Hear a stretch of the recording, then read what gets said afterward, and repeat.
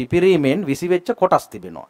මේවා සාමාන්‍යයෙන් යම් තාක් දුරට අක්‍රියතාවයේ තිබෙන කොටසුත් තියෙනවා. கொஸ்கம சலாவ ராணுவ முகாமில் ஏற்பட்ட தீ விபத்தினால் வெடித்துச் சிதறிய வெடிப்பொருட்களின் பாகங்களில் ஆபத்தை ஏற்படுத்தக்கூடிய பாகங்கள் இன்னும் சிதறி கிடப்பதாகவும் அவற்றை பொதுமக்கள் வீட்டில் வைத்திருப்பது சட்டவிரோதமானதென்றும் ராணுவ பேச்சாளர் பிரிகேடியர் ஜெயநாத் ஜெயவீர தெரிவித்துள்ளார்.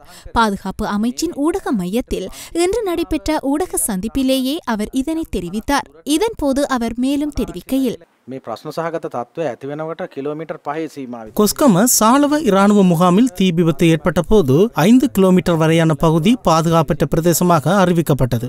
நேற்று அது 1 கிலோமீட்டருக்கு குறைக்கப்பட்டு இன்று 500 மீட்டருக்குட்பட்ட பிரதேசமே பாதுகாப்பற்ற பிரதேசமாக அறிவிக்கப்பட்டுள்ளது. இதற்கு காரணம் இந்த விபத்தினால் ஏற்பட்ட வெடிப்பின் போது சிதறிய பாகங்கள் இன்னும் ஆங்காங்கே காணப்படுகின்றன. இவற்றில் பாதிப்பை ஏற்படுத்தக்கூடிய பாகங்களும் காணப்படுகின்றன. சிறு பிள்ளைகள் இவற்றை தொடும்போது அல்லது அப்பிரதேசத்தில் சுவாசிக்கும் போது பாதிப்பை ஏற்படுத்தலாம். எமக்கு கிடைத்த தகவலின் பிரகாரம் சிலர் இவ்வாறு வெடித்து சிதறிய பாகங்களை தமது வீடுகளில் எடுத்து வைத்துள்ளனர். இது சட்டத்துக்கு விரோதமான செயற்பாடாகும். இவை விசாரணைகளுக்கும் அத்தியாவசியமானது. ஆகவே இவ்வாறான பாகங்களை வைத்திருப்பவர்கள் அவற்றை படையினரிடமோ அல்லது போலீசாரிடமோ ஒப்படைக்கவும்.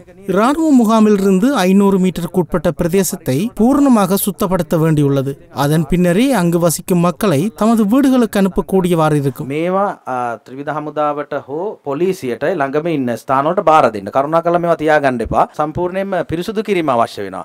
මේවා පිරිසුදු කිරීමෙන් අනතුරුව තමයි ඒ නිවස් අතහැර ගිය පුද්ගලයන් නැවත මේ ස්ථාන කරා යොමු කිරීමට හමුදාවට හැකිවන්නේ.